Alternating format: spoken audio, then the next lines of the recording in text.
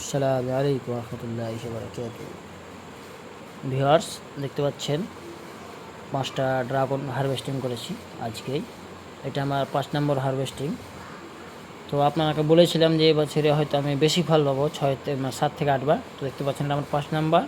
এখানে দেখতে পাচ্ছেন কাঁচা, আর এখানে এই ডাল থেকে কিন্তু এখন হারভেস্টিং করলাম। এখানে দেখতে পাচ্ছেন এই যে কাঁচা হয়ে রয়েছে, এখান থেকে 5টা প্যাকেট ছিল, 5টা এখানেও কাঁচা দেখতে পাচ্ছেন। এগুলো কিন্তু 6 নাম্বার রেডি হয়ে রয়েছে। আর এটা নতুন গাছ, মানে এই বছরকারই লাগানো, ফল চলে এসেছে। এতে দেখতে পাচ্ছেন পেয়ারা গাছের মধ্যে ফল। তো ইনশাল্লাহ এর আগেও কিন্তু মানে এরপরে এইগুলোতে ডালে ফল আসবে ইনশাল্লাহ। তো এই মুহূর্তে মানে 6 নাম্বার, তো এখানে দেখতে পাচ্ছেন 7 নাম্বার কিন্তু এখানে আবার ফুল রেডি হয়ে গেছে। এগুলো কিন্তু 7 নাম্বার ফুল। আবার 2 দিন আগে 2 দিন পর আবার ফুল হবে, একটা ফুল হয়ে রয়েছে। তো এই সময় আপনারা অবশ্যই একটা মিশ্র জৈব সার দিয়ে দেবেন, তাহলে কিন্তু ফলের হার বাড়বে। এখন দেখতে পাচ্ছেন আমার কাছে ফলন কম রয়েছে।